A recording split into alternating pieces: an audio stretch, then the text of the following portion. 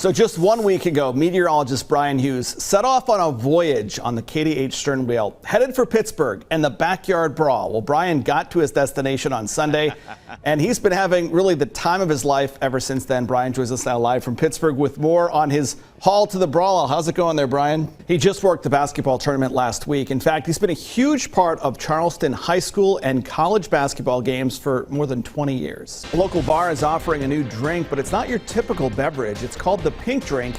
It's another way to keep customers safe. 13 News reporter Rachel Pellegrino talked to the bar's owner today. Rachel, how does this work? Continuing coverage of yesterday's deadly helicopter crash here in Logan County that killed 6 people. Now that helicopter, that Huey helicopter based here at the Logan County Airport, I can tell you that investigators from the NTSB are at the crash site right now. On this Monday, summer is officially over for students and teachers all across the region. We were in Kanawha County this morning as students went back to class. You don't tell my wife because I didn't tackle any of the list today. So I guess I'm in trouble. All right. But this building is so much more than a war memorial. Over the years, it's become an important cornerstone to the African-American community in Kimball and McDowell County. Good evening. I'm Rob Macko at Haddad Riverfront Park for tonight's edition of Live on the Levee. 13 News, a proud sponsor tonight. Spencer, it's the Rolling Stones tribute show. It's going to be a great time. There's going to be a house band and lots of musicians, both local and regional. They're going to be doing their own versions of Rolling Stones classics. If you get the paperwork in, maybe we can get you some nice Fridays for football. You place the order, you can't always deliver on it. I will say some of the best memories, though, can be in the rain. We are in Huntington here. This is going to be Gregory Cooper's new house. He is a veteran, a well-deserving veteran. This is Nextstar's Founders Day of Caring. We are working with Habitat for Humanity. We've gotten a lot done so far. This is going to be the living room of his new house over here. This is the laundry room and bathroom. Over here, we're going to show you the dining room, the kitchen. There's my buddy Charlie there, 82 years young. There's my friend Amanda Barron back there. And then back there is the bedroom and walk-in closet. We've been putting up all of this drywall today. We even put up some siding on the outside of the home. And we're just having a great time serving our communities. Again, it's the Nextstar Founders Day of Caring. 2 nasty crashes closed major interstates in Kanawha and Jackson counties today. Good evening. Thanks for joining us. I'm Rob Macko. Marilee McAuliffe is on assignment. Here are the locations. The tractor-trailer crash was near the Institute exit on I-64, while the tractor-trailer fire was at the Kanawha-Jackson County line on I-77. And what closed down I-77 was a tractor-trailer on fire. Crews at the scene say the truck was carrying 39,000 pounds of rubber. 13 News reporter Lane Ball is there now with the latest. Lane, what can you tell us about this? They've certainly got their hands full there. And check this out. This was the scene along I-64. It was a crash involving 2 tractor trailers. It was on I-64 West just before the Institute exit. It happened at about 11:30 this morning. All lanes are now back open and traffic is flowing, but boy, was it a slow go for those westbound cars and trucks this afternoon. Power is back on tonight for some people in the city of Huntington. Check out this wild crash. It was on Adams Avenue near 26th Street West last night. Crews worked into the early morning hours to get things back. At one point, more than 1,200 homes and businesses were out of power. The driver of the truck is charged with a few misdemeanors, including driving under the influence. We are learning more tonight about the woman who was shot and killed in her own home Tuesday. It was the breaking news that we brought you right here on 13 News at 5. 13 News reporter Rachel Pellegrino talked to neighbors today who said the victim was a kind woman who was always willing to help others. Rachel, thanks. Huntington police say a fisherman found the body of a man in the Ohio River. This discovery was made near 15th Street around 7 o'clock last night. Deputy Chief Phil Watkins says investigators say they don't believe the man's body was in the river for more than a couple of days. The medical examiner now working to make an identification. A man accused of killing his own parents in Kanawha County has been ruled competent to stand trial. Takano Kambara's parents were found dead inside the house they shared along Kanawha State Forest Drive on New Year's Eve 2 years ago. Prosecutors requested an evaluation of Kambara last November to determine if he was fit to stand trial. He was found competent yesterday and then arraigned, where he pleaded not guilty. Kambara is due back in court in December. Earlier this week, the Kanawha County Prosecutor's Office said that 2 teachers' aides will face charges for failing to report child abuse and neglect in a special needs classroom. Now, one of them has already been arraigned. The charges are connected to abuse at Holtz Elementary School. Teacher Nancy Boggs was sentenced to 10 years in jail for that. Now, 13 News reporter Nikki Walters spoke with the president of the West Virginia Education Association to see if incidents like this deter people from pursuing careers in the education field. All right, turning to the forecast now, Chief Meteorologist Spencer Atkins is here. Boy, what a nice day it was out there today, Spencer. Oh, fantastic. You know, I put this up on my Facebook page. Here's a traffic alert for you if you're driving through Huntington next week. The northbound lanes of Hal Greer Boulevard between 3rd and 5th Avenues will be closed for a traffic light replacement project. This is going to start next Tuesday, September 6th, run through Thursday, September 8th, depending on the weather. The floodwall gates in the Guyandotte area of Huntington will be closed tomorrow for a test. 13 News reporter Anna King went to that area today and has reaction from people who live there. Anna, what are they saying? Anna, thanks. There's another big economic development headline for West Virginia with another big company coming here. 13 News chief political reporter Mark Curtis joins us now in the studio. Mark, what's going on? All right, Mark, thanks for that report. Well, the community will say goodbye to Charleston Police Canine Axel tomorrow. We will stream the service on WOWKTV.com starting at 2 p.m. The visitation starts at noon. It's all open to the public at the Charleston Coliseum and Convention Center Grand Hall. Charleston Police Chief Tyke Hunt says that Axel saved the lives of 2 officers on Saturday night when they tried to arrest a suspect. That man shot Axel and officers returned fire. Both died. Coming up on 13 News at 5, meteorologist Brian Hughes is living it up in Pittsburgh one day before the backyard brawl. How Brian is preparing on the other side of the break. And we're taking a look at your evening commute. It's I-64 in Dunbar. It's near the Institute exit where that nasty tractor trailer crash happened earlier and the westbound traffic was all messed up. We're going to be right back after this break.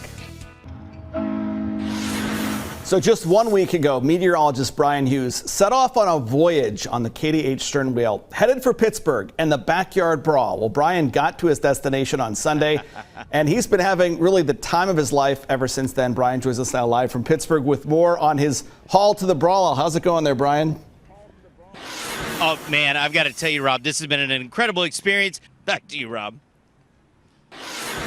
Boy, times have changed, Brian. That's all great information, though. Thanks so much. Well, 1 week after the big announcement, people are still talking about the Capitol Sports Complex planned for the Charleston Town Center. Starting next month, Kanawha County and Charleston city leaders will host 3 listening sessions about that Capitol Sports Center. They say it's a chance for people to give their feedback and say they want to see from this complex. The dates are on your screen there. They start September 20th, and we've got more information on times and locations on our website, WOWKTV.com. Game day, it's almost here, so make sure to get ready for the return of the Backyard Brawl with Mountaineer Game Day. The Gold and Blue Nation crew will be live at Acrisure Stadium in Pittsburgh tonight for a special Backyard Brawl kickoff special. That's tonight at 7, right after the CBS Evening News here on WOWK TV 13. Right now, we're taking a live look outside over Charleston, and coming up, Chief Meteorologist Spencer Atkins will be here with a full look at your forecast. So that's the call for now, which is why you have to stay tuned. We started talking about this backyard brawl months ago. Yeah. I mean, months ago we started planning for it, and now it's here, and tomorrow's September 1st already. And I still feel like, wow, it's already here. It's I know, too soon crazy. in a way, yeah. Exactly. Thanks, Spencer. We'll be right back on 13 News at 5. So I think the word you used was phenomenal to describe today's weather. Really, really is. I mean, these are the days that we wait for sure, in the summer. Got a little work done, too, in the yard. It's the honeydew list kind of day. I put some grass seed in, made sure that I got the gutters checked. So if you got a list, get at it. We have clear skies now, 70s at 7 o'clock. You'll get a couple days out of that before the next chances for rain. Yeah, don't tell my wife, because I didn't tackle any of the list today. So I guess I'm in trouble. All right. Thanks so much for watching 13 News at 5. West Virginia Tonight is coming your way next. It was a crash that had everyone talking in Putnam County and beyond. Good evening. Thanks for joining us. I'm Rob Macko. Amanda and Marilee have the night off. The Dairy Queen in Scott Depot is still closed after a driver crashed into it back in May. But as 13 News reporter Andy Bernhardt shows us, the work to reopen it is well underway. Meanwhile, the suspect in that crash, Casey Oxley, remains in jail awaiting trial. A Barbersville man accused of taking hundreds of child porn images of a foreign exchange student. Daryl Wells was arrested yesterday. West Virginia State Police say in April, a 17-year-old girl says she found a hidden camera in the bathroom of her host family. Troopers seized several cameras and storage devices. Wells is charged with having more than 600 child porn images and 10 counts of invasion of privacy. He's in the Western Regional Jail on a $125,000 cash bond. Today marks 2 weeks since the devastating floods hit parts of eastern Kentucky. Many people are still cleaning up or picking up the pieces for what they'll do next. Governor Andy Beshear says eastern Kentucky is under another flood watch, which runs through 8 tomorrow night. He told Kentuckians to be careful over the next few days. Senate Minority Leader Mitch McConnell is the latest leader to visit the hard-hit areas in eastern Kentucky impacted by those floods. Bodie Brooks is in Knott County with more on the senator's visit. McConnell will continue touring the damage in Breathitt and Letcher counties. Well, the Floyd County Transportation Department says they will be checking school bus routes next Monday and Tuesday to determine if any routes have to be cut. The County Highway Department is working on roads there right now. They say the roads with the most concern are left Beaver Creek and right Beaver Creek. If those routes are cut, it will affect students at South Floyd Elementary, Duff Allen Elementary, May Valley Elementary, and Floyd Central High School. All right, Spencer, thanks. Hey, check out the smoke over Kanawha City this morning. No one was hurt in this fire, but it did shut down part of McCorkle Avenue. This was around 9:45 this morning. It shut down the road from 55th to 57th Streets.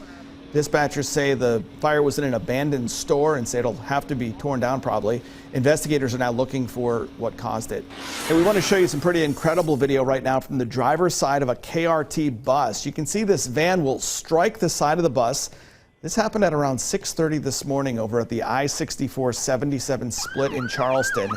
And we're going to show you what the bus looks like right now. Check that out. KRT Executive Director Sean Hill says there weren't any passengers on the bus and no other vehicles were involved. Now, the bus driver and the van driver were taken to the hospital, but they weren't seriously hurt. Hill says that even though the bus was destroyed, no routes were affected by this. We have all heard that phrase, don't let the bed bugs bite, but what happens when that becomes your reality? Well, for some Charleston Kanawha housing residents, the bed bugs are real. They say it's not the first time they've had problems like this. Residents from Carroll Terrace say that several apartments have already been sprayed for bed bugs, but the problem still hasn't gone away. And now they're asking management to find a more permanent solution before the problem gets worse. 13 News also talked with the Housing Authority's Chief Operations Officer today. He says they take cases of bed bugs very seriously. And as far as a solution, he says there's already a plan in place for when residents report a problem with bed bugs. He says if people have a problem, they should contact management directly. From there, residents will have to remove all of their belongings from the unit so that it can be inspected and treated. Well, the backpacks are bought, classrooms are set up, but one thing is missing from many West Virginia schools this year. 13 News reporter Sophia Pisano tells us about the state's teacher shortage, which is only getting worse. For years, advocates have argued that Medicare should be able to negotiate with drug companies to get lower drug prices. Well, the VA is already allowed to do that for veterans. Under the Inflation Reduction Act of 2022 that was just passed by the U.S. Senate, Medicare would be given permission to negotiate. Out-of-pocket drug costs for seniors would be capped at $2,000 a year, and insulin for people on Medicare would be capped at $35 a month. There are other savings, too. The prescription drug legislation, it's not a done deal yet. While it passed the Senate, it still faces a close vote in the U.S. House, but that could come on Friday. If the House and Senate agree, President Biden promises to sign the bill. Former President Trump's Mar-a-Lago estate was raided by the FBI. The FBI says it was looking for classified records, but Republican lawmakers think there's more behind it.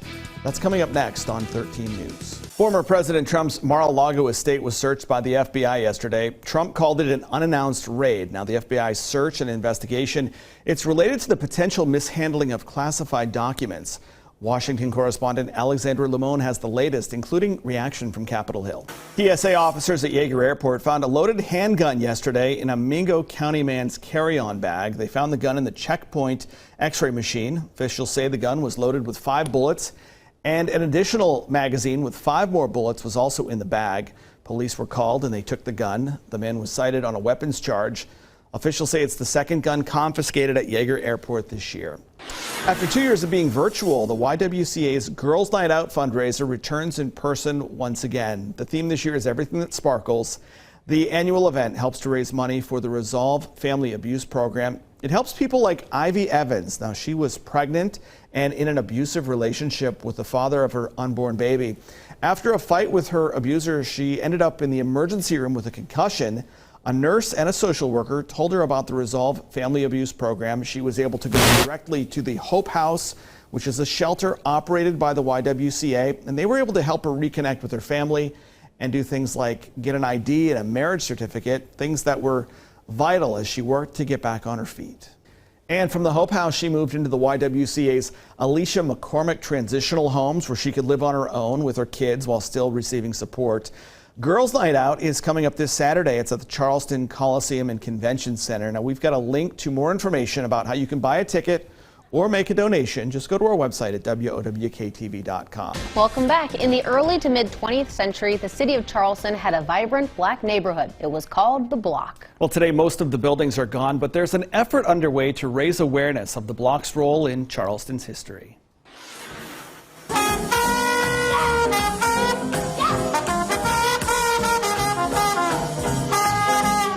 Few today could tell you anything about Garnet High School, an all-black school in Charleston. But Don Epps can. Yeah, there were lockers all around here. He walked these hallways until graduation in 1955. Epps says he and his peers faced a lot of adversity being black in segregated Charleston. I think because of the adversity that it made the school more tight-knit and it made it stronger. Epps lived in St. Albans, 13 miles from the school, and traveled each day by bus. He says the bus picked up the black children around 6 a.m. before the white students, then took the black students home around 4:30 p.m. after the white kids had been taken home from their all-white schools. Get up early, stay late. Yeah, that was the pattern. Garnet High was in the Block, a dynamic part of Charleston's black community in the early to mid-1900s. It was busy. It was bustling. There were people on the streets all the time.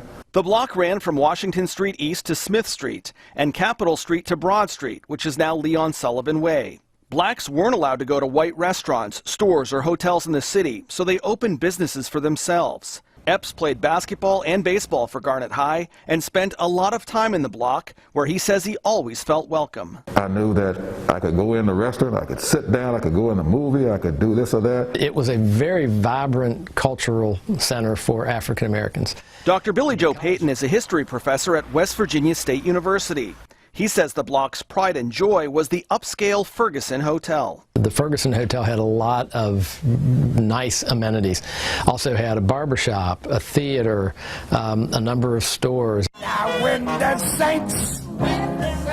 Louis Armstrong was among those to perform in the Block's various clubs. And the names I've heard include Count Basie, Duke Ellington, Joe Louis, the boxer, Ella Fitzgerald. Can I run to? With all of those great performers coming through town, white people would go to clubs in the Block too, even if it was discouraged. White folks knew that the Block was a place where you could have a lot of fun and listen to the best music that you could find anywhere. Garnet closed in 1956 and became John Adams Middle School. 2 decades later, the original name was restored but modified. The Garnet Career Center offers programs for adult students in automotive technology, practical nursing, phlebotomy technician, and medical assisting. Principal Sue Sweat feels a great responsibility to protect the school's rich history. We really take great pride in keeping everything clean and trying as much as we can to preserve the way that the building looked originally. The Block's history ended when schools became integrated. The interstate was built through town and neighborhoods were redeveloped. Black residents were forced from their homes. They moved to other parts of the city. Some just left town entirely. A lot of the residents, African American residents, I think were promised a lot of things that did not come to pass. The Ferguson Hotel caught fire in the 1960s and was eventually torn down. These two hotels are located where the Ferguson once stood. Only a few of the original buildings in the Block are left, and they're on the National Register of Historic Places. But there are efforts underway to let people know about the Block, which was made a citywide historic district in 2011. I think it's great to preserve at least the memory of the Block. A sense of pride is to have your legacy to be known by somebody. And Epps doesn't want people to forget what was once here. They don't even know that there was a high school. They don't even know that there was a black high school, that there was a Garnet High School with a legacy and with renowned people who went to the school. Don Epps says some of the Garnet graduates include journalist Tony Brown, heart surgeon John Norman, and civil rights leader Leon Sullivan. The Block was part of the larger Triangle District. That's another important part of Charleston's black community at the time. Talk about hidden history. I know, it was really fun researching that and going through all the old footage and talking to Mr. Epps and everyone else. Just a lot of fun to put together.